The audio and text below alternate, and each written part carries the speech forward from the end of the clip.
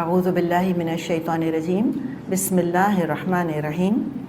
آیت نمبر 140 فرمایا وَقَدْ نَزَّلَ عَلَيْكُمْ فِي الْكِتَابِ أَنْ إِذَا سَمِعْتُمْ آيَاتِ اللَّهِ يُكْفَرُ بِهَا وَيُسْتَهْزَوْ بِهَا فَلَا تَقْعُدُوا مَعَهُمْ حَتَّى يَخُوضُوا فِي حَدِيثٍ غَيْرِهِ إِنَّكُمْ إِذًا مِثْلُهُمْ إِنَّ اللَّهَ جَامِعُ الْمُنَافِقِينَ وَالْكَافِرِينَ فِي جَهَنَّمَ جَمِيعًا۔ اللہ اس کتاب میں تم کو پہلے ہی حکم دے چکا ہے کہ جہاں تم سنو کہ اللہ کی آیات کے خلاف کفر کہا جا رہا ہے اور ان کا مذاق اڑایا جا رہا ہے، وہاں مت بیٹھو جب تک کہ لوگ کسی دوسری بات میں نہ لگ جائیں۔ اب اگر تم ایسا کرتے ہو تو تم بھی انہی کی طرح ہو۔ یقین جانو اللہ منافقوں اور کافروں کو جہنم میں ایک جگہ جمع کرنے والا ہے۔ آیات کا آپ سائز بھی دیکھیں کہ مکی دور کی شاید ہو سکتا ہے کہ 2 صورتیں آ جائیں اس کے اندر، اتنی طویل آیات ہیں۔ جتنا آیت کا سائز بڑھے گا اس سے اندازہ ہوتا ہے جب زمانہ نزول کا، جتنی آیت بڑی ہوگی اس کا مطلب ہے کہ اتنی ہی وہ ہجرت کے بعد نازل ہوئی ہے، اتنا عرصہ گزر گیا ہے، یعنی کہ وحی کے آغاز کو کافی زیادہ عرصہ گزر گیا۔ وحی کے آغاز سے قریب ترین جو آیات ہیں وہ چھوٹی چھوٹی ہیں۔ اقرأ بسم ربک الذی خلق، خلق الانسان من علق، مدھامتان ایک لفظ ایک آیت، الرحمن ایک لفظ ایک آیت، علم القرآن 2 الفاظ ایک آیت۔ تو جتنی چھوٹی آیت ہوگی اس کا مطلب ہے کہ وہ اتنا اس کا پیریڈ آف ریولیشن ارلی ہے، ارلی سورہ ہے وہ، اور جتنا آیت کا حجم زیادہ ہوگا، آیت طویل ہوگی، اس کا مطلب ہے کہ پیریڈ آف ریولیشن اتنا لیٹ ہے، لیٹ مدنی پیریڈ ہے وہ۔ تو یہ آپ دیکھیں طویل آیت ہے۔ اچھا، جو بات کہی گئی ہے اس میں وہ یہ ہے کہ جو اللہ نے یہ فرمایا کہ وَقَدْ نَزَّلَ عَلَيْكُمْ فِي الْكِتَابِ، اور تحقیق یہ قریب ہی یہ بات نازل ہو چکی ہے کتاب کے اندر، اور اس کا یہ کہ آگے اللہ نے وہ رول دے دیا۔ کون سا رول نازل ہو چکا؟ ہم نے تو سورہ فاتحہ پڑھ لی، ہم نے سورۃ بقرہ پڑھ لی، آل عمران پڑھ لی، نساء تقریباً مکمل ہو رہی ہے، ہم نے تو حکم نہیں پڑھا اب تک، تو کہاں نازل ہوا؟ تو یہ سورہ بقرہ اور آل عمران اور نساء کون سی صورتیں ہیں؟ مکی کے مدنی ہیں۔ تو کیا ان صورتوں سے پہلے قرآن نازل ہو چکا تھا مکے میں 13 سال؟ جی ہاں، نازل ہو چکا تھا۔ سورہ انعام مکے میں نازل ہو چکی تھی، مصحف میں بعد میں ہے، ریولیشن میں پہلے ہے انعام، لیکن مصحف میں جو آرڈر آف کمپائلیشن ہے اس میں سورۃ انعام بعد میں آتی ہے، لیکن آرڈر آف ریولیشن میں سورۃ انعام نازل ہو چکی تھی۔ اس میں آیت نمبر 68 میں یہ حکم اللہ تعالیٰ نے دے دیا ہے کہ ایسی مجلس، ایسی محفل جہاں کھلم کھلا اسلام کا مذاق اڑایا جائے یا جہاں کھلم کھلا اسلام کے احکامات ٹوٹ رہے ہوں، تو ایک مومن کی جو دینی غیرت ہے اس کا تقاضا کیا ہے، جو دین سے وفاداری ہے اس کا تقاضا کیا ہے کہ وہ وہاں سے اٹھ جائے۔ یعنی مراد کیا ہے؟ ان کو سمجھانے کی کوشش کرے پہلے تو، نہیں عن المنکر تو کرنا ہے، لیکن بعض دفعہ علم نہیں ہوتا، یا جتنا سمجھاؤ لوگ اتنا ہی بھڑک رہے ہوتے ہیں، اتنا ہی زیادہ بولنا شروع کر دیتے ہیں، تو وہ مجلس محفل ایسی بن چکی ہے جو قابو میں نہیں آ رہی ہے بس ایک انسان کے، وہ کتنا بھی کوشش کر رہا ہے سمجھانے کی، وہ نہیں سمجھ کے دے رہے، تو پھر ایز اے لاسٹ ریزورٹ کیا کرنا ہوگا اس کو؟ وہ مجلس چھوڑ دے، اٹھ جائے۔ ہم اچھی طرح سمجھ سکتے ہیں آج کل سوشل ڈسٹینسنگ کیوں اٹھ جائے؟ اللہ نے بتا دیا کہ اگر تم ان کے ساتھ بیٹھے رہے تو تم بھی انہی جیسے ہو جاؤ گے، تم بھی انفیکٹ ہو جاؤ گے۔ تو لہٰذا پریونشن ہونا چاہیے۔ اگر ان کو روک نہیں سکتے، ان کا علاج نہیں کر سکتے، کیور ان کو نہیں کر سکتے، تو اپنے آپ کو انفیکشن سے بچاؤ، اور تم وہ مجلس چھوڑ دو۔ مجلس چھوڑ دو سے کیا مطلب ہے؟ کہ خاموشی سے اس وقت اٹھ جاؤ۔ کیوں اٹھ جاؤ خاموشی سے؟ اور جب وہ جن باتوں میں وہ پڑے ہوئے ہیں، جب وہ باتیں چھوڑ دیں، اللہ نے فرمایا کہ حتیٰ یخوضوا فی حدیث غیری، کب تک اس مجلس کو چھوڑ دو؟ جب تک وہ ٹاپک نہ چینج کر دیں. جب ٹاپک چینج کر دیں پھر بیٹھ سکتے ہیں آ کر؟ جی بیٹھ سکتے ہیں. اب ذرا ہو سکتا ہے دماغ ان کا ٹھنڈا ہو چکا ہو سکتا ہے کہ اپنی بدتمیزی پہ ہو سکتا ہے ان کو شرم بھی آ رہی ہو. اب تم ان کو سمجھا سکتے ہو. اس لیے کہ اسلام کے خلاف بات کرنے والوں کو سب کو چھوڑنا شروع کر دیں تو رسول تو کام ہی نہیں کر سکتے تھے. رسول تو جاتے ہی ان قوموں کی طرف تھے جو اللہ رسول سے بیزار ہو چکی ہوتی تھیں، جن میں اخلاقی حس مر چکی ہوتی تھی. تو اگر وہ سب کا سوشل بائیکاٹ کر دیتے تو پھر کیسے پیغام پہنچتا؟ تو مومن اپنے آپ کو انفیکٹڈ جگہوں سے تو ڈسٹنس کر لیتا ہے، لیکن وہ ہے تو بہرحال ڈاکٹر. مومن کا مقام معاشرے میں کیا ہے؟ جیسے ڈاکٹرز کا مقام معاشرے کے اندر ہوتا ہے، وہ اس کو علاج کرنا ہے. اگر ڈاکٹرز چھوڑ دیں گے سارے پیشنٹ کو تو پھر مجھے بتائیں پھر اصلاح کیسے ہوگی، بیماری دور کیسے ہوگی؟ لیکن کووڈ کا علاج کرنے والے ڈاکٹر ایسے جا کے کھڑے ہو جاتے ہیں پاس، پورا پروٹیکشن لیتے ہیں کہ نہیں؟ کیسا کہ اب دیکھا ہے نا آپ نے لباس ان کا، لگتا ہے اسپیس میں جا رہے ہیں جیسے. اتنا اپنا لباس وہ مضبوط پہن رہے ہوتے ہیں، اور لیئرز کی لیئرز ہیں جو کہ پہنی جا رہی ہوتی ہیں. تو تقوی کے ساتھ، تقوی بھی تو پروٹیکشن ہی ہے نا. جب جاؤ تو تقوی کے ساتھ جاؤ، ایسے لوگوں کے پاس اپنی حفاظت لے کر جاؤ. خذوا حذرکم، یاد ہے آپ کو وہ آیت؟ خذوا حذرکم، اپنا بچاؤ ساتھ لے کر جانا، تم نہ انفیکٹ ہو جاؤ ان کی ایسی باتوں سے، اور پھر ان کو سمجھا دو. صحیح مسلم میں حدیث ہے، آپ صلی اللہ علیہ وسلم نے فرمایا من رأى منکم منکرا فلیغیرہ بیدہ، جو تم میں سے کوئی غلط کام دیکھے تو اپنے ہاتھ سے بدلے. وَإِن لَّمْ يَسْتَطِعْ، اگر اس کی استطاعت نہیں رکھتا کہ ہاتھ سے بدلے، فَبِلِسَانِهِ، تو اپنی زبان سے برا کہے، اس کو روکے اپنی زبان سے. فَإِن لَّمْ يَسْتَطِعْ، اگر زبان سے بھی روکنے کی، بدلنے کی طاقت نہیں رکھتا، مجبور ہے، فَبِقَلْبِهِ، تو دل میں تو برا سمجھے. ٹھیک ہے، تو یہ تھرڈ لیول بتایا جا رہا ہے یہاں پر، اور یہ عوام کا لیول ہے. بعض دفعہ میں اور آپ، ہم کہتے ہیں نا چلتی ٹرین کو نہیں روک سکتے. جب لوگ ایک چیز میں پڑ چکے ہوتے ہیں آپ ان کو نہیں روک سکتے. مثال کے طور پہ اب کہیں پر گے میرج کو کنڈون کیا جا رہا ہے اور وہ اس کو ہیومینیٹیرین رائٹ بتا رہے ہیں اور وہ اس کے لیے دلائل دے رہے ہیں اور وہ کہہ رہے ہیں اس میں کیا حرج ہے، اور آپ نے بتا دیا، اور لوط علیہ السلام کا قصہ بھی ان کو سنا دیا اور لوط علیہ السلام کی قوم کا انجام بھی ان کو بتا دیا. نہیں سمجھ کے دے رہے، اور وہ کہتے ہیں بالکل لیجسلیشن پاس ہونی چاہیے اور ایسے لوگوں کو پروٹیکٹ کرنا چاہیے اور ایسے لوگوں کا ہیومن رائٹ ہے کہ وہ جو مرضی کریں اپنی زندگی میں. تو میرا آپ کا کام کیا ہے؟ ہم اٹھ جائیں. کوئی کہتے کیا فائدہ ہے نماز پڑھنے کا، کیا فائدہ قربانی کرنے کا، کوشش کر لی، نہیں مان رہے، بس وہ ایک رو میں بہہ چکے ہیں، وہ نہیں سمجھ بات آ رہی ان کو. اٹھ جائیں وہاں سے، اور پھر کبھی دوبارہ موقع ملے تو آ کر بیٹھیں. تعلقات توڑنے نہیں ہیں، بات ساری یہ ہے. پھر جب دیکھیں کہ اچھا اب کچھ عرصہ گزر گیا، ٹھنڈے ہو گئے ہیں، پھر کوشش کرتے رہیں تبلیغ کرنے کی، سمجھانے کی، تو چھوڑنا تو ہے ہی نہیں. تو جو اللہ تعالیٰ نے فرمایا کہ جب اللہ کی آیات کا کفر ہو رہا ہو یا مذاق اڑایا جا رہا ہو تم وہاں نہیں بیٹھو. مسند احمد میں حدیث ہے، آپ صلی اللہ علیہ وسلم نے فرمایا جو شخص اللہ اور آخرت پر ایمان رکھتا ہے اس دسترخوان پر نہ بیٹھے جس پر شراب پی جا رہی ہو. ٹھیک ہے، تو جو حرام کام ہو رہا ہو یہ نہ کہیں کہ ہم تو نہیں کر رہے تو آپ وہاں جا کے بیٹھے کیوں، نہ جائیں وہاں پہ. تو اگر وہ روک نہیں سکتا تو اٹھ جائے. اگر وہیں بیٹھا رہا اور مذاق اڑتا دیکھتا رہا، احکامات ٹوٹتے دیکھتا رہا، تو اس کا مطلب ہے دین کی غیرت ہے ہی نہیں. اپنے ماں باپ کا مذاق بن رہا ہے. مجھے بتائیں کون ہے جو بیٹھا رہے گا چپ چاپ وہاں پر، سنتا رہے گا، کوشش نہیں کرے گا روکنے کی. اگر نہیں روک رہے لوگ تو کم از کم خود تو اٹھ جائے گا نا اپنے آپ پر قابو پا کر. ورنہ دل چاہے گا کہ انسان گلا ہی دبا دے جا کے اگلے کا.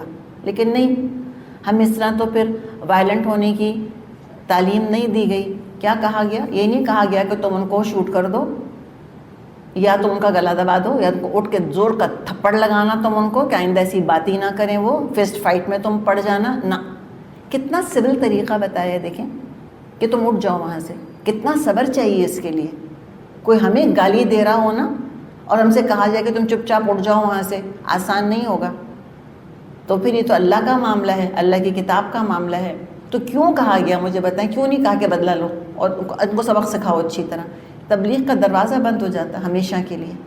تو مسلمان اپنی نفس کے تسکین کے لیے کوئی اقدام نہیں کرتا، وہ دماغ سے سوچتا ہے کہ اس میں اسلام کا فائدہ ہے یا نہیں ہے. اگر ان کو 2 تھپڑ مارنے سے اسلام کا فائدہ ہوتا تو لگاؤ 2 ان کو، لیکن اسلام کا فائدہ نہیں ہے. پھر وہ مسلمانوں کو برانڈ کر دیں گے وائلنٹ ہوتے ہیں، لڑاکا ہوتے ہیں. جیسے کہ لیبل لگ گیا ہمارے اوپر، ہم نے اس حدیث پہ اس آیت پر عمل نہیں کیا نا، تو ہم پہ یہ لیبل لگ چکے ہیں سارے. تو لہٰذا ہمیں کرنا کیا ہے؟ تبلیغ کا دروازہ کھلا رکھنا ہے، اور اسلام کی غیرت اور وفاداری ہمارے اندر ہونی چاہیے، اور ہمیں ایسے مجلسوں کا حصہ نہیں بننا چاہیے جہاں اللہ کی آیات کا یا تو زبانی مذاق اڑ رہا ہو یا عملی طور پہ. دونوں چیزوں کو دیکھ لیں اور اپنے معاشرے پر نظر ڈال لیں کہ ہر مجلس محفل جہاں ہم جاتے ہیں، کیا وہاں اللہ کے احکامات کہیں قدموں تلے تو نہیں ہوتے؟ قرآن تو سر کے اوپر ہے، اور احکامات کہاں ہیں وہ بھی دیکھ لیں. بالکل اسی طرح کہیں غیبت وغیرہ ہو رہی ہو، کوشش کریں کہ لوگوں کو سمجھائیں. نہیں سمجھتے آپ اٹھ جائیں وہاں سے. یعنی کہ ضمنی طور پہ بتایا جا رہا ہے، وہ ڈائریکٹلی اللہ رسول کا مذاق تو نہیں ہے، وہ تو ایک الگ ہی لیول ہے. It's a different level altogether. Quran پر اعتراض، قرآن کا مذاق، یہ کہنا کہ حدیثیں جھوٹی ہیں یا گھڑ لی گئی ہیں، یا خدا نہ خواستہ اللہ نہ کرے پتہ ہے تم کو بخاری میں فلاں حدیث لکھی ہے، اس میں تو یہ ہے حدیث کے اندر. How ridiculous can that be, نعوذ باللہ. فار ایگزامپل مکھی والی حدیث پر لوگوں کو بہت حیرت ہوتی ہے کہ آپ صلی اللہ علیہ وسلم نے فرمایا کہ اگر مکھی کھانے میں گر جائے تو اس کو تم ڈبا کر اور نکال دو اور کھانا کھا لو. 100% ٹرو ہے، بالکل صحیح بات ہے. امیجن کریں ریگستان ہے عرب کا، کھانا پینا ویسے ہی اسکیئرس ہوا ہے، پانی ویسے ہی نہیں ہے، کھانا ویسے ہی نہیں ہے، اور اگر ایک مکھی گر گئی سارا کھانا پھینک دیں اٹھا کر. اب جو کنزرو کرنے کی باتیں کر رہے ہیں کہ کھانے کو کنزرو کرو، پانی کنزرو کرو، تو پھر اسلام تو یہ بتا رہے کنزرویشن آف ریسورسز کہ آپ نہ چھوڑیں. اور اب جو سائنس نے اور ثابت کر دیا کہ مکھی کے ایک پر کے اوپر بیماری ہوتی ہے اور اگلے پر اسی کا اینٹی وینم یا اینٹی بائیوٹک کہہ لیں، جو مرضی کہہ لیں، اس کا علاج ہے. تو آپ نے کہا کہ مکھی ڈبا کے نکال کے پھینک دو. یہ نہیں کہا کہ فرض ہے تمہارے اوپر، تمہیں بہت زیادہ گھین آ رہی ہے نہ پیو پانی، فرض تھوڑی ہے. لیکن اس پر اعتراض کون کر سکتا ہے کہ آپ صلی اللہ علیہ وسلم نے یہ کیسے فرمایا؟ یہ وہ اعتراض نہیں کرے گا جو زندگی کی پریکٹیکل ریالٹیز جانتا ہے، جو گاؤں میں رہتا ہے کہ جہاں ہر طرف جو ہے وہ پیسٹیسائڈ جو ہے وہ اسپرے نہیں ہو رہے ہوتے، مکھی مچھر یہ چیزیں عام ہیں وہاں پر. تو پھر ایسی باتوں کو موضوع بنا کے اور پھر مذاق اڑانا شروع کر دینا حدیثوں کا، اپنی جہالت ہے انسان کی دراصل. تو ہم اگر علم سے ان کو سمجھا سکتے ہیں تو سمجھائیں، ورنہ پھر وہاں سے اٹھ جائیں. ورنہ ایسا نہ ہو کہ ہم کو بھی وہی چھوٹ لگ جائے، وہی بیماری لگ جائے، ہم بھی منافق بن جائیں. اگر بن گئے تو اللہ نے بتا دیا ان اللہ جامع المنافقین والکافرین فی جہنم جمیعا، یقیناً اللہ منافقوں اور کافروں کو جہنم میں ایک جگہ جمع کرنے والا ہے. کون ہے یہ؟ الذین یتربصون بکم فإن كان لكم فتح من الله قالوا ألم نكن معكم وإن كان للكافرين نصيب قالوا ألم نستحوذ عليكم ونمنعكم من المؤمنين فالله يحكم بينكم يوم القيامة ولن يجعل الله للكافرين على المؤمنين سبيلا. یہ منافق تمہارے معاملے میں انتظار کر رہے ہیں کہ اونٹ کس کروٹ بیٹھتا ہے. اگر اللہ کی طرف سے فتح تمہیں ہوئی تو آ کر کہیں گے کہ ہم تمہارے ساتھ نہ تھے. اگر کافروں کا پلہ بھاری رہا تو ان سے کہیں گے کہ ہم تمہارے خلاف لڑنے پر قادر نہ تھے، پھر بھی ہم نے تم کو مسلمانوں سے بچایا. بس اللہ ہی تمہارے اور ان کے درمیان قیامت کے دن فیصلہ کرے گا، اور اس فیصلے میں اللہ نے کافروں کے لیے مسلمانوں پر غالب آنے کی ہرگز کوئی سبیل نہیں رکھی. الذین یتربصون بکم، انتظار کر رہے ہیں. تربص سورہ حدید میں ہم پڑھیں گے، جب پولیس رات پہ سے گزر رہے ہوں گے تو منافق تو پیچھے رہ جائیں گے اور مومن آگے نکل جائیں گے. مومنوں کے پاس نور ہوگا، منافقوں کو نور دیا جائے گا، وہ ان کا بجھ جائے گا. پھر وہ پکاریں گے ان کو وَيُنَادُونَهُمْ أَلَمْ نَكُنْ مَعَكُمْ، منافق کہیں گے مومنوں سے ہم تمہارے ساتھ نہیں تھے دنیا میں؟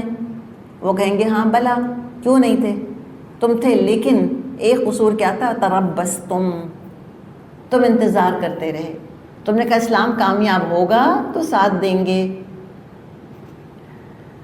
تو یہ ہیں دراصل یتربصون بکم، منافق کی اصل تمنا، جو پکا منافق ہوتا ہے اس کی تمنا دلی کیا ہوتی ہے، اسلام پر زوال آئے تو اس کی جان چھٹے اور یہ کھل کر اپنی مرضی کرے، کھل کر کھیلے، مگر اوپر سے اپنا معاملہ مسلمانوں سے درست رکھتے تھے کہ اگر تو کامیابی مل جائے گی اسلام کو تو ہم بھی شریک ہو جائیں، اور کافر اگر جیت گئے تو ان سے بھی معاملات درست رکھتے تھے کہ کافر جیت جائیں تو ہم ان کے ساتھ ہو جائیں۔ تو یہ کون ہے منافق؟ یہ دو کشتیوں کا مسافر۔ تو کافروں سے پھر ہم کہیں گے جا کر کے دیکھو ہماری چالوں سے مسلمانوں کا تم پر پورا زور نہیں پڑا، ہم نے بچایا ہے تم کو مسلمانوں سے، ان پر احسان جتائیں گے۔ چڑھتے سورج کے پجاری، کوئی دین ایمان نہیں، بس کامیابی چاہتے ہیں، چاہے کفر سے ملے کامیابی، چاہے اسلام سے ملے۔ تو ایک انتہائی بیمار سک پرسنالٹی کی اللہ تعالیٰ تصویر کھینچ رہا ہے، خاص طور پہ وہ جو ہم نے پیچھے پڑھا تھا کہ آمنوا ثم کفروا ثم آمنوا ثم کفروا ثم ازدادوا کفرا، اور پھر یہ بھی ہے یہاں پر عجیب دو رخی شخصیت ہیں، ان کے ٹو فیسڈ لوگ ہیں۔ ہم کہتے ہیں دھوبی کا کتا، نہ گھر کا نہ گھاٹ کا، یہ وہ لوگ ہیں۔ تو پتہ چلے گا قیامت کے دن جب سارے پردے اٹھ جائیں گے اور ان کی شخصیت بے نقاب ہو جائے گی، یہ منافق جن کا کاز لے کے چل رہے ہیں وہ تو ہے ہی ناکامی سے دوچار ہونے والے۔ قیامت کے دن اللہ تعالیٰ کافروں کو مومنوں پر ہرگز فوقیت، ہرگز اپر ہینڈ نہیں دے گا۔ جیسے بعض روایات میں آتا ہے کہ ایسا نہیں ہوگا، یعنی کوئی کافر یہ نہیں کہے گا مومن سے کہ تم تو نمازیں بھی پڑھتے رہے، تم تو حلال حرام کی پرواہ بھی کرتے رہے، ہم نے تو نہ حرام حلال کی پرواہ کری، نہ نمازیں پڑھی، نہ ہم نے کسی اور چیز کا کوئی اہتمام کیا، تو ہم اور تم دونوں جہنم کے اندر ساتھ ہیں، فائدہ کیا ہوا تم کو، ایمان نے کیا فائدہ دیا؟ یہ اللہ نہیں کرنے دے گا، نیور۔ وَلَن يَجْعَلَ اللَّهُ لِلْكَافِرِينَ عَلَى الْمُؤْمِنِينَ سَبِيلًا، اللہ تعالیٰ کافروں کے لیے مومنوں پر غالب آنے کا ہرگز کوئی راستہ نہیں بنائے گا قیامت کے دن۔ کبھی بھی کافر مومنوں پر غالب نہیں آئیں گے کہ وہ ان کو برا بھلا کہیں اس بات کے اوپر یا ان کو تانے دیں۔ اب آگے دیکھتے ہیں، ترجمہ تو ہم نے کر لیا، رکوع نمبر 21 آیت نمبر 142 اور 143۔ فرمایا ان المنافقین یخادعون اللہ وهو خادعهم واذا قاموا الى الصلاة قاموا کسالى یراؤون الناس ولا یذکرون اللہ الا قلیلا۔ یہ منافق اللہ کے ساتھ دھوکہ بازی کر رہے ہیں، حالانکہ در حقیقت اللہ ہی نے ان کو دھوکے میں ڈال رکھا ہے۔ جب یہ نماز کے لیے اٹھتے ہیں تو کسمساتے ہوئے محض لوگوں کو دکھانے کی خاطر اٹھتے ہیں اور اللہ کو کم ہی یاد کرتے ہیں، کوشش کر رہے ہیں دھوکہ دینے کی، کامیاب ہوں گے نہیں۔ اللہ نے ان کی ایکٹنگ کا پردہ چاک نہیں کیا۔ آپ صلی اللہ علیہ وسلم ان کے جھوٹے بہانے بھی قبول کر لیا کرتے تھے، اور اپنا حال کیا ہے ان کا، مذبذبین بین ذالک، کفر اور ایمان کے درمیان ڈانا ڈول ہیں۔ لا الہ الا ولا الہ الا ومن یضلل اللہ فلن تجد له سبیلا، نہ پورے اس طرف ہیں نہ پورے اس طرف ہیں، جس کو اللہ نے بھٹکا دیا ہو اس کے لیے تم کوئی راستہ نہیں پا سکتے۔ تو دھوکہ دینے کی کوشش کر رہے ہیں، یخادعون اللہ وہو خادعهم، اصل میں تو اللہ ان کو دھوکہ دے رہا ہے۔ اچھا بات یہ ہے کہ جو ان کے بہانے تھے وہ قبول کر لیے جاتے تھے، زیادہ تر ان کے خلاف نہ کبھی جنگ کی گئی نہ منافقین کو قتل کیا گیا۔ کلمے کی ڈھال کے پیچھے بیسکلی انہوں نے اپنا نفاق چھپایا ہوا تھا اور سمجھ رہے تھے کہ شاید اللہ تعالیٰ کو پتہ ہی نہیں کہ یہ کیسے اسلام سے چڑے ہوئے ہیں۔ سمجھ رہے تھے کہ قیامت اگر آ گئی تو ہم بھی مسلمانوں کے لیبل تلے ملی جلی بھیڑ میں ٹیم ورک کے طور پہ کامیاب قرار پائیں گے۔ اللہ فرما رہے اللہ ان کو دھوکہ دے رہا ہے، وَهُوَ خَادِعُهُمْ، اللہ دھوکہ دے رہا ہے ان کو کہ سمجھ رہے ہیں کہ ہم جنت میں چلے جائیں گے لیبل لگا کر۔ وہ جب دن آئے گا ساری حقیقت پتہ چل جائے گی۔ اور یہاں تو یہ حال تھا ان کا، مدینے کے منافقوں کا، کہ مسجد نبوی میں نماز پڑھ رہے تھے، کس کی امامت میں؟ آپ صلی اللہ علیہ وسلم کی امامت میں، بعض دفعہ پہلی صف میں کھڑے ہوئے ہوتے تھے، لیکن اللہ دلوں کا حال جانتا ہے، اس لیے پڑھ رہے تھے کہ سوشل پریشر تھا۔ روایات میں آتا ہے نا کہ بعض لوگ جن کے بارے میں فرشتوں کو یقین ہوگا کہ یہ جنتی ہیں، وہ قیامت کے دن جہنم میں جا رہے ہوں گے۔ اللہ تعالیٰ مجھ کو اور آپ کو اپنی پناہ میں رکھے۔ تو یہ دراصل مدینے میں جب اسلام پھیلنا شروع ہوا تھا تو مسجد آ کے نماز نہ پڑھنا دراصل ایک سٹگما تھا، اور چیز تھی، بالکل آؤٹ کاسٹ بن جاتے تھے، جو کہ نماز نہ پڑھنا تو چھوڑ دیں، مسجد میں آ کے جو نماز نہیں پڑھتے تھے لوگ حیرت سے پوچھتے کہ آپ آج مسجد نہیں آئے، آج نظر نہ آیا آپ ہم کو مسجد میں۔ تو ان کا تو خود کو مسلمانوں میں شمار کروانا ممکن نہیں رہتا اگر جماعت سے نماز نہ پڑھتے، تو زبردستی پڑھنی تو تھی، بھاری قدموں سے بیزاری کے ساتھ نماز کو آتے دکھاوا کرنے کو۔ اگر کوئی ان کو ان کے حال پہ چھوڑ دیتا تو نماز ہی نہ پڑھتے۔ اور کیسے نماز پڑھتے ہیں؟ یراؤون الناس ولا یذکرون اللہ الا قلیلا، دو لوگوں کو دکھانے کو پڑھتے ہیں، اللہ یاد بھی نہیں آتا ان کو۔ قاموا الی الصلاۃ قاموا کسالی، سستی کے ساتھ، مصیبت سمجھ کر آتے ہیں، ایسے نماز پڑھتے ہیں جس سر سے بلا ٹالنی ہو۔ آپ صلی اللہ علیہ وسلم نے فرمایا، صحیح مسلم میں حدیث ہے، یہ منافق کی نماز ہے، بیٹا سورج کا انتظار کرتا رہتا ہے یہاں تک کہ جب وہ شیطان کے دو سینگوں کے درمیان یعنی غروب کے بالکل قریب ہو جاتا ہے تو اٹھتا ہے اور 4 ٹھونگے مار لیتا ہے، اور ان میں اللہ کو کم ہی یاد کرتا ہے۔ بخاری میں حدیث ہے، آپ نے فرمایا منافقین پر سب سے بھاری نماز صبح اور عشاء کی نمازیں ہیں، یعنی فجر اور عشاء کی نمازیں۔ حالانکہ اگر وہ جانتے ان کا کیا ثواب ہے تو وہ اس میں حاضر ہوتے، چاہے ان کو گھسٹ کر ہی آنا پڑتا۔ اچھا، فجر اور عشاء کیوں بھاری پڑتی؟ ہم کہتے ہیں نیند کی وجہ سے نا، کہ نیند بہت آ رہی ہوتی ہے۔ ایک اور وجہ کیا تھی کہ اندھیرا ہوتا تھا۔ فجر ارلی مارننگ فجر ہوتی تھی، یعنی جو ہمیں روایات ملتی ہیں کہ لوگ نماز پڑھ کر واپس آ جاتے اور اندھیرا ہوتا، اتنی جلدی آپ فجر پڑھایا کرتے تھے، تو اندھیرا ہوتا تھا، کوئی اسٹریٹ لائٹس تو تھی نہیں، عشاء کی نماز بھی اندھیرے میں ہوتی ہے، کوئی اسٹریٹ لائٹس تو تھی نہیں، تو نظر تو نہیں آتا، پہچانا تو کوئی نہ جاتا کہ کون آیا، کس نے نماز پڑھی۔ مسجد نبوی میں خود کوئی چراغ نہ تھے، وہاں بھی اندھیرا تھا، تو جہاں ان کو یہ ہوتا کہ ہمیں کوئی دیکھ نہیں رہا تو وہاں پہ آنا نہیں چاہتے تھے، اسی لیے فجر اور عشاء کی نمازوں میں نہیں آنا چاہتے تھے کہ کیا فائدہ، کوئی دیکھ تو رہا نہیں، پتہ ہی نہیں چلے گا کسی کو ہم آئے تھے کہ ہم نہیں آئے تھے۔ تو یہ ہے دراصل کہ آپ صلی اللہ علیہ وسلم نے فرمایا کہ سب سے بھاری نماز صبح اور یعنی فجر اور عشاء کی نماز پڑھتی ہے، سب سے بھاری منافق پر یہ پڑھتی ہے۔ اب ان کا کیا کہیں کہ جو مسجد جاتے ہی نہیں سرے سے، جو جماعت سے پڑھتے ہی نہیں سرے سے، گھر کے سامنے مسجد ہوتی ہے، واک کر رہے ہوتے ہیں سامنے سے، اذان کی آواز آ رہی ہوتی ہے، اقامت کی آواز آ رہی ہوتی ہے، اور واک کرتے ہوئے سامنے سے گزر جاتے ہیں۔ اللہ تعالیٰ سے بہت دعا ہمیں کرنی چاہیے کہ اللہ تعالیٰ ہم سب کو پکا مومن بنا دے۔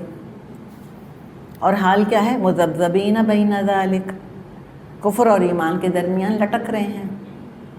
آپ صلی اللہ علیہ وسلم نے فرمایا، صحیح مسلم میں حدیث ہے، منافق کی مثال اس بکری کی سی ہے جو 2 ریوڑوں کے درمیان ماری ماری پھرتی ہے، کبھی اس ریوڑ سمجھتے ہیں فلاک، کبھی اس ریوڑ کی طرف کبھی اس ریوڑ کی طرف، اور نہیں جانتی ان دونوں میں سے کس کے پیچھے لگے۔ انڈیسیسو پیپل، ڈیسائیڈ ہی نہیں کر پاتے کہ بھئی لائلٹیز ہمیں کہاں رکھنی ہیں۔ سستی کے ساتھ نماز ایسے پڑھتے ہیں کہ نہ نماز پڑھنے پر ثواب کی امید ہے اور نہ چھوڑنے پر عذاب کا ڈر ہے، ایسی نماز ہے ان کی، کھوکھلی بے روح نماز۔ یہ وہ نماز نہیں ہے کہ جو کہ تنہا عن الفحشاء والمنکر کا سبب بنے، کہ جو فحش سے اور منکر سے روکے، نہیں، بے جان نماز کیا روکے گی کسی کو؟ کچھ بھی نہیں روک سکتی، ایک خول ہے خالی، بس ایک شیل ہے نماز کا، کوئی اس کے اندر روح نہیں ہے۔ تو نمازیں کیا زندہ اور مردہ ہوتی ہیں؟ جی ہوتی ہیں۔ empty اور فل نمازیں ہوتی ہیں؟ جی ہاں ہوتی ہیں. اللہ تعالیٰ میں زندہ نمازیں پڑھنے والا بنائے. اب پھر آگے مسلمانوں سے مزید بات کی جا رہی ہے. آیت 144 یا ایھا الذین آمنو، اے لوگو جو ایمان لائے ہو، لا تتخذوا الکافرین اولیاء من دون المؤمنین، مومنوں کو چھوڑ کر کافروں کو اپنا رفیق مت بناؤ. نفاق اور ولایت کفر، یہ دونوں ساتھ ساتھ چیزیں آ رہی ہیں کہ منافق کیوں بنتا ہے انسان. دراصل کافروں سے اوور امپریس ہو کر اپنی دینی حمیت، دینی غیرت، دینی وفاداری کو اسلام کے ساتھ رکھو، اس کو کافروں کے ساتھ اٹیچ نہیں کرو. اور اس میں حتی الامکان انسان کو احتیاط کرنی چاہیے کہ کفر کی کسی رسم میں حصہ نہ لیں.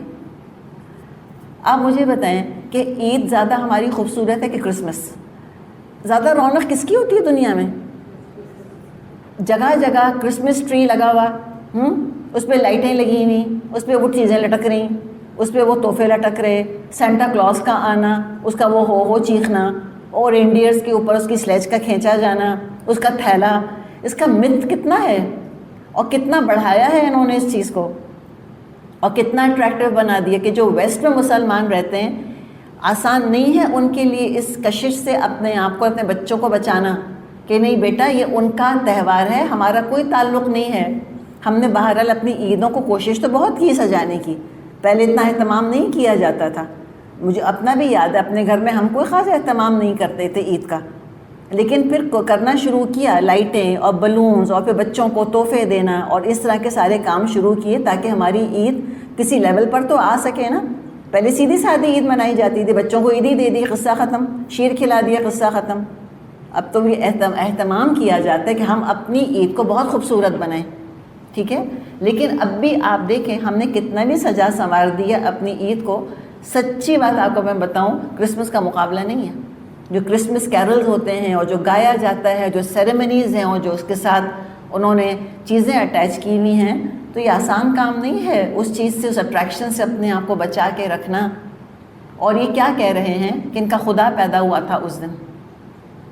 اگر ان چیزوں کو لائٹلی لینا شروع کر دیں گے تو پھر ہم کیوں نہ ہندوؤں کی بھی جو معبودوں کی پیدائش کے دن جو تقریبیں وہ کرتے ہیں وہ کیوں نہ منائیں پھر؟ Why not? Why only Christmas? تو یہ آج کل اتنا زور کیوں دیا جا رہا ہے اس بات پر کہ کوئی حرج نہیں ہے ان کو میری کرسمس کہنا، کوئی حرج نہیں ہے کرسمس کے دن ان کے گھر چلے جانا، کوئی حرج نہیں ہے خود بھی کرسمس منا لینا. یہ کیوں کہہ رہے ہیں کہ ہندوؤں کے لیے کیوں نہیں کہہ رہے کہ کوئی حرج نہیں ہے اگر ہنومان کی وہ برتھ ڈے منا رہے ہیں، کوئی حرج نہیں ہے اگر فلاں دین والے جو ہیں وہ بدھا کی اگر تاریخ پیدائش آ گئی اور وہ کوئی سیریمنی کر رہے ہیں، تم بھی کر لو جا کر. خالی کرسمس کی بات کیوں؟ اس لیے کہ اس کا پریشر سب سے زیادہ ہے اس وقت مسلمانوں کے اوپر. تو جب اس طرح ایک ایک قدم ایک ایک بیریئر توڑتے چلے جاتے ہیں تو پھر وہ ولایت مضبوط سے مضبوط ہوتی چلی جاتی ہے. تو اس راستے پر جانا ہی نہیں چاہیے، اس طرف قدم بڑھنے ہی نہیں چاہیے. کیا کریں، کیسے کریں؟ حقیقت ہے آسان نہیں ہے. مسلم مائنورٹی کے طور پہ رہنا آسان نہیں ہے، لیکن مسلمانوں کو کیا تکلیف ہے کہ وہ مسلم میجورٹی ملکوں میں رہ کر یہ کام کریں. مسلمان ملک کے ایئرپورٹ پر کرسمس ٹری کا کیا کام ہے بتائیں؟ کوئی کام ہے اس کا؟ کوئی کام نہیں ہے اس کا. تو یہ دراصل انڈیکیشن کیا ہے کہ تم ان کو اپنا ولی بنا رہے ہو، رفتہ رفتہ تم چل پڑے ہو ان کے راستوں کے اوپر. تمہارے جذبات، تمہاری خوشیاں، تمہارے غم کے طریقے ان کے ٹریک کے اوپر پڑ گئے ہیں جا کر. ہم نے ہندوؤں ہی کی رسمیں لینا شروع کی تھی نا، رسمیں ہی لی تھی نا پہلے. رسموں نے عقیدے پر اثر ڈالا کہ نہیں ڈالا؟ لوگوں نے کہا ہوگا بھائی کیا حرج ہے، مایوں کر لیتے، پیلا رنگ پہنیں گے، رنگ پھینکیں گے، عیش کریں گے. بھائی مہندی میں کیا حرج ہے، 7 سہاگنیں اگر آ گئی ہیں تو؟ مجھے بتائیں پھر کیا ہوا فائنلی؟ ہمارے عقیدے پہ زد پڑی کہ نہیں پڑی ان چیزوں کی؟ ہم بھی منحوس اور مبارک کے چکر میں پڑ گئے کہ نہیں پڑ گئے؟ ہم نے سنتوں کو اگنور کر دیا کہ نہیں کر دیا؟ تو یہی ہے کہ اللہ نے پہلے ہی روک دیا ہے کہ تم کو ان کے دین کے طور طریقوں سے اپنے آپ کو الگ رکھنا ہے. یہ ہے بیسکلی ولی بنانے سے روکنے کا مطلب. ولایت دینی کا تعلق نہیں ہونا چاہیے. جو ان کے دین کے شعار ہیں تمہارا ان سے کوئی تعلق نہیں ہے، تم اس میں حصہ نہیں لوگے.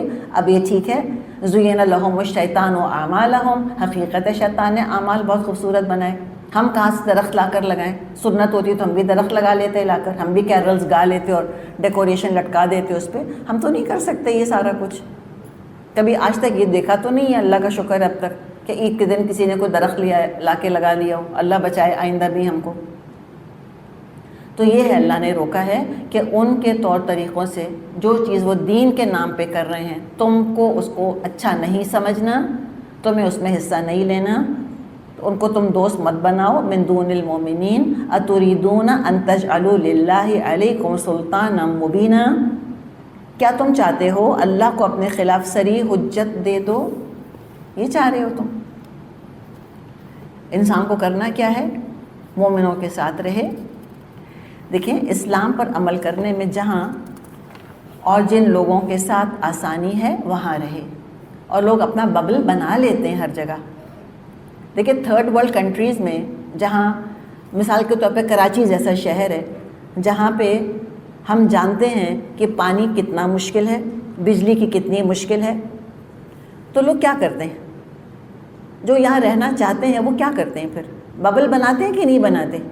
وہ ٹینکر کا انتظام کرتے ہیں، پھر وہ جنریٹر خرید کے رکھتے ہیں جو ان کے اے سی بھی چلا لے تاکہ کم از کم پاکستان چھوڑنا تو نہ پڑے، رہیں تو صحیح کم از کم یہاں پر. یہ کرتے ہیں کہ نہیں کرتے؟ اپنے گھر میں سوئمنگ پول بنا لیتے ہیں، جو مرضی کریں، کلب کی ممبرشپ لے لیتے ہیں. اسی کو ہم کہتے ہیں نا ببل بنا کے رہنا. ہم کہتے ہیں آؤ اپنا ببل بنا کے رہو. تو یہی ببل وہاں بھی بنانا ہوگا جہاں کے مسلمان اقلیت کے اندر ہیں، جہاں مسلم مائنورٹی ہے، ان کو یہی ببل بنانا ہوگا. مسجد کے ساتھ اٹیچ کرنا ہوگا اپنے آپ کو. ایسی جگہ گھر لینا چاہیے جہاں مسلمان ہوں. اپنے بچوں کو اسلامک اسکولس کے اندر داخل کرنا چاہیے تاکہ وہاں رہتے ہوئے وہ وہاں کے جو فائدے ہیں وہ تو حاصل کر لیں، لیکن پھر وہاں جو دین کا خطرہ ہے اس سے بچا لیں اپنے آپ کو. اور یہ دیکھیں دنیا بھر میں ممکن ہے، اللہ ماشاء اللہ ایک آدھی کوئی ملک ہوگا جس میں کہ اتنا زیادہ کلیمپ ڈاؤن ہے دین کے اوپر، ورنہ عام جو ممالک ہیں ان میں اپنا ببل بنایا جا سکتا ہے. کیوں اتنی زیادہ الحمدللہ مسجدیں بنی ہیں کہ لوگوں کے اندر ایک کریونگ ہے مسلمانوں کے اندر کہ ہم اپنے دین کی حفاظت کریں. خود نماز نہیں پڑھتے، بچے ہو جاتے تو فکر پڑتی ہے کہ بچوں کو تو قرآن پڑھانا ہے، بچوں کو تو دین سکھانا ہے، جمعے کا تو اہتمام کم از کم کرنا ہے. تو یہ کرنے کی ضرورت ہے کہ جہاں آسانی سے دین پر عمل کر سکیں وہاں رہیں. اگر نہیں رہ سکتے تو پھر اپنا ببل بنائیں کہ جہاں ان کے لیے آسانی ہو. اس لیے کہ جب ڈگری آف ڈیفیکلٹی زیادہ ہوتی ہے نا دین پر عمل کرنے میں تو رفتہ رفتہ اسلام بوجھل لگنے لگتا ہے، پھر غیر محسوس طریقے سے کافروں کے رنگ میں رنگنے لگ جاتے ہیں. پھر کیا ہوتا ہے؟ ایک اور نقصان، جیسے جیسے اسلام سے دور ہٹتے ہیں اور کافروں کے رنگ میں رنگتے ہیں اتنا ہی ایروگنس آ جاتا ہے، خود پسندی آ جاتی ہے. پریکٹسنگ مسلمس کے مقابلے میں اپنے آپ کو سپیریئر سمجھنے لگتے ہیں. یہ ایک اور افسوسناک ڈیولپمنٹ ہے جو کہ ہوتی ہے. اس کو درجہ تو نہیں کہیں گے، درکہ ہی کہیں گے. پھر یہ چیز آ جاتی ہے ان کے اندر، اپنے آپ کو زیادہ پڑھا لکھا سمجھنے لگتے ہیں، زیادہ اپنے آپ کو بہتر سمجھنے لگ جاتے ہیں، سمجھتے ہیں ہم اللہ کے زیادہ چہیتے ہیں، ہم زیادہ انسانوں کے ہمدرد ہیں. دیکھو ہم اتنے نیرو مائنڈڈ نہیں ہیں تمہاری طرح، ہم عورتوں کے رائٹس کے چیمپئن ہیں. تم مسلمانوں نے عورتوں کو کیا رائٹ دیے، اسلام نے کیا رائٹ دیے، دیکھو ویسٹ نے کتنے رائٹس دیے. پھر یہ طریقہ ہو جاتا ہے ان کا، ایسے ولی بن جاتے ہیں کافروں کے. تو اوپر سے مسلمان اندر سے کافر. اور سب سے افسوس کی بات یہ ہے کہ بیماری کا اپنا احساس بھی نہیں ہوتا. تو اللہ کے ہاں کوئی ایکسکیوز پیش نہیں کر سکیں گے، کوئی بھی نہیں. اس کے بارے میں فرما دی اللہ تعالیٰ نے آیت 145، ان المنافقین فی الدرک الاسفل من النار ولن تجد لهم نصیرا. اور یقین جانو منافق جہنم کے سب سے نیچے طبقے میں جائیں گے اور تم کسی کو ان کا مددگار نہیں پاؤ گے. سخت وارننگ ہے منافقوں کو کہ وہ اس غلط فہمی میں نہ رہیں کہ کھلم کھلا کفر کے مقابلے میں یہ لڑکھڑاتا اور یہ کنفیوزڈ اور یہ ڈس لائل ایمان اللہ کی نظر میں کچھ بھی حیثیت رکھتا ہے. نان پریکٹسنگ مسلمس، یہ کیا چیز ہے؟ یہ کیا بلا ہے؟ اور نان پریکٹسنگ مسلم کو پھر آنر سمجھنا، کسی نے میڈیسن کر لیا ہو اور وہ میڈیسن پریکٹس نہ کرے تو ہم 10 باتیں سناتے ہیں کہ تم نے میڈیسن پڑھا اور تم ڈاکٹر نہیں بنے، تو مطلب ڈاکٹر بن کے تم پریکٹس نہیں کر رہے۔ اور مسلمان اس کا مطلب ہے اوبیڈینٹ، فرما بردار۔ کبھی ہو سکتا ہے کہ کوئی مسلم ہو اور اوبیڈینٹ نہ ہو اللہ کا؟ یہ کیسے ہو سکتا ہے؟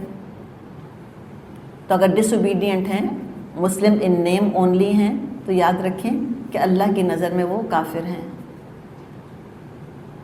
ان کا یہ ایسا کھوکھلا ایمان اللہ کی نظر میں کوئی ویلیو نہیں رکھتا، بدترین انجام کو پہنچیں گے۔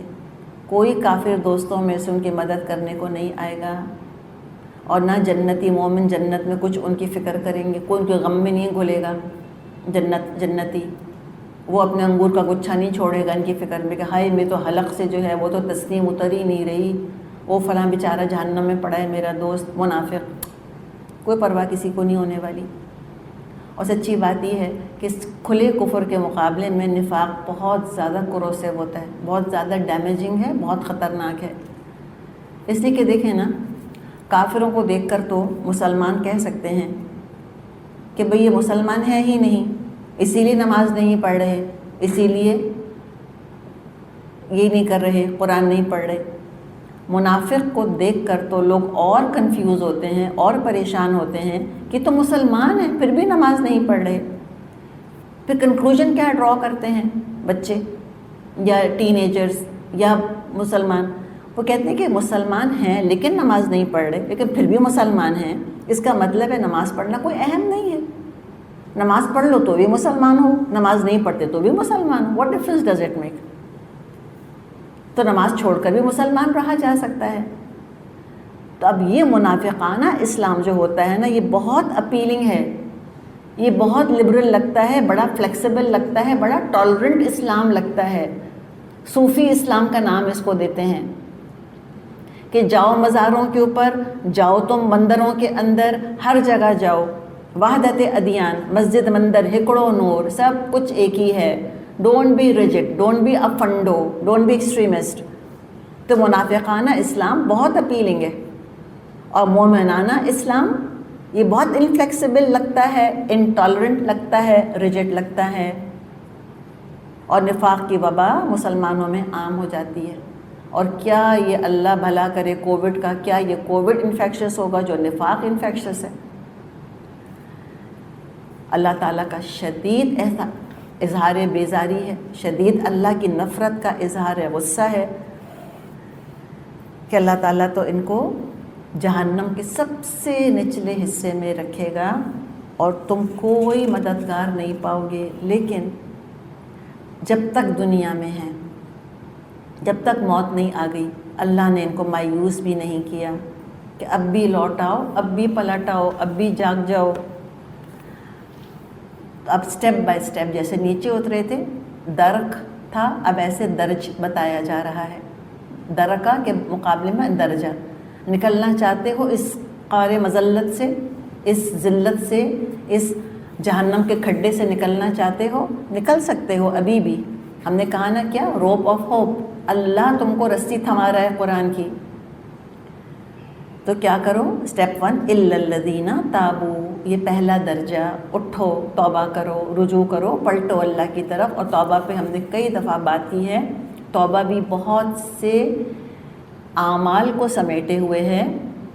احساس ہونا کہ غلطی کی ہے، پچھتاوا ہونا، پھر علم حاصل کرنا، correct knowledge, correct methodology adopt کرنا، وَأَصْلَحُوا، اور اپنے طرز عمل کی اصلاح کر لیں، وَاعْتَصَمُوا بِاللَّهِ، اور اللہ کا دامن تھام لیں، وَأَخْلَصُوا دِينَهُمْ لِلَّهِ، اور اللہ کے لیے اپنے دین کو خالص کر لیں۔ فَأُولَئِكَ مَعَ الْمُؤْمِنِينَ، ایسے لوگ مومنوں کے ساتھ ہوں گے۔ وَسَوْفَ يُؤْتِ اللَّهُ الْمُؤْمِنِينَ أَجْرًا عَظِيمًا، اور اللہ مومنوں کو ضرور اجر عظیم عطا کرے گا۔ تو سٹیپ بائی سٹیپ ہم نے کہا نا کہ منافق ایک دن میں منافق نہیں بن جاتا۔ کیسے پتہ چلا نہیں بن جاتا ایک دن میں منافق؟ کس آیت کے حوالے سے؟ کیا تھا؟ ان الذین آمنوا ثم کفروا ثم آمنوا ثم کفروا ثم ازدادوا کفرا. ایک دن میں منافق نہیں بنا پھر بہتر ہوا، پھر بنا پھر بہتر، پھر نفاق میں بڑھتا چلا گیا. تو سٹیپ بائی سٹیپ منافق بنا تھا، تو یہاں سے نکلے گا بھی سٹیپ بائی سٹیپ. تو یہ 4 سٹیپس اختیار کر لے تو جہنم کی گہرائی سے رفتہ رفتہ نکل آئے گا، منافق سے اپ گریڈ ہو کر مومن ہو جائے گا. نہ نفاق ایک دن میں آتا ہے، نہ نفاق کا علاج ایک دن میں ہو سکتا ہے. تو بات ہم نے کی تھی نا، تابو علم حاصل کریں تاکہ اپنی خامیاں نظر آئیں. اصلحو، جس طرح خود کو گناہوں میں تھکایا کھپایا مصروف کیا ہوا تھا، اب نیکیوں میں خود کو تھکائیں کھپائیں مصروف کریں. اور واعتصموا باللہ، علم اور عمل کے ذریعے، قرآن اور حدیث کے ذریعے اللہ کی رسی کو مضبوط تھام لیں. واعتصموا باللہ. سورہ آل عمران میں پڑھا تھا واعتصموا بحبل اللہ جمیعا، وہ امر تھا. واعتصموا یا واعتصموا آ رہا ہے. واعتصموا باللہ. اور کیا کریں؟ اخلصوا دینہم، کفار کے طور طریقے صحبت چھوڑ کر مومنوں کے ساتھ جڑ جائیں. تو کیا ہوگا؟ تو اللہ دنیا اور آخرت میں اجر دے گا. کیا اجر ہوگا؟ یہ جو فرمایا ہے نا فَسَوْفَ يُؤْتِ اللَّهُ الْمُؤْمِنِينَ أَجْرًا عَظِيمًا. یا مومن کس کو کہا؟ ایکس منافق کو. ایکس منافق کو یہاں اللہ مومن کہہ رہا ہے. نہ صرف مومن بلکہ کیا اجر عظیم بھی ملے گا. اچھا، یہ اجر عظیم کیسے ملے گا؟ ابھی تو منافق تھے، اجر عظیم کیسے مل گیا ان کو؟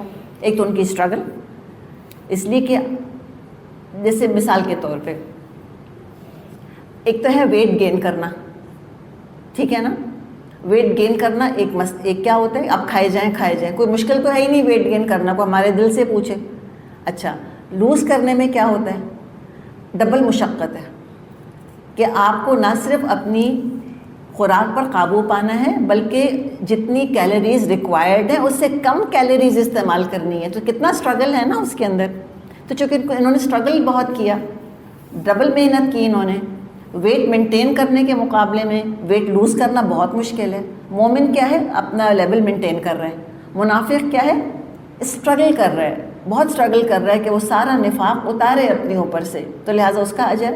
پھر ہم جانتے ہیں کہ جو ریفارمڈ ہپوکریٹس ہوتے ہیں، سدھرے ہوئے جو منافق ہوتے ہیں، یہ بہت سے ڈوبتوں کو بچا لیتے ہیں، بہت سے منافقوں کو مومن بنا دیتے ہیں. یہ اس لیے کہ یہ وہ لوگ ہیں جس کو ہم کہتے ہیں نا کہ بن دیر ڈن دیٹ.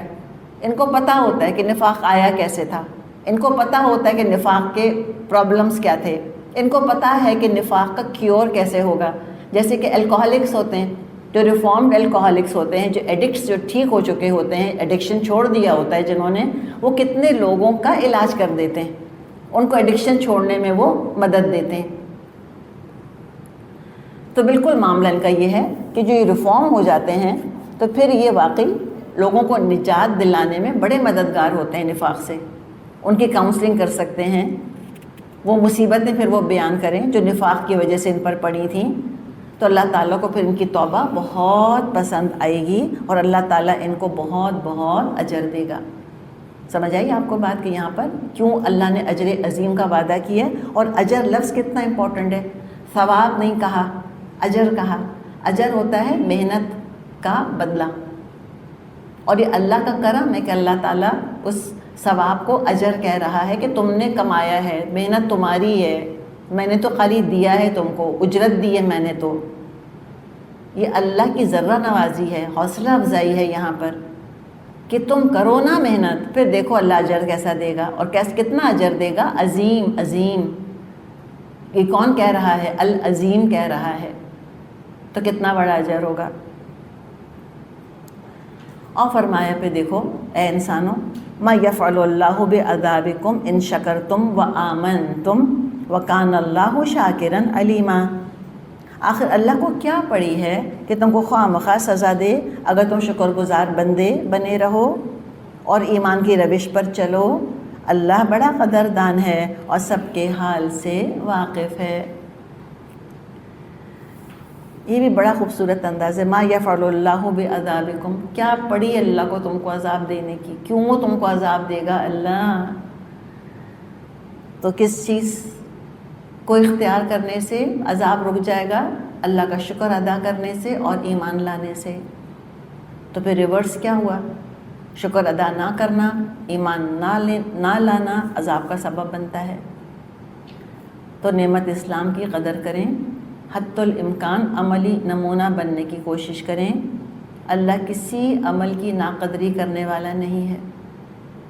پچھلا ٹریک ریکارڈ کتنا بھی خراب کیوں نہ رہا ہو، کتنا بھی کفر اور نفاق سے اعمال نامے کو سیاہ کیوں نہ کیا ہو، ایک توبہ کا کلمہ سب ڈیلیٹ کر دے گا. ایک ندامت کا آنسو سب بہا دے گا، ساری سیاہی مٹا دے گا، سب کچھ اللہ معاف کر دے گا. شاکرن، قدردان. بالشت بھر تو تم آؤ، اللہ ہاتھ بھر آئے گا. تم چل کر تو آؤ، اللہ دوڑ کر آئے گا.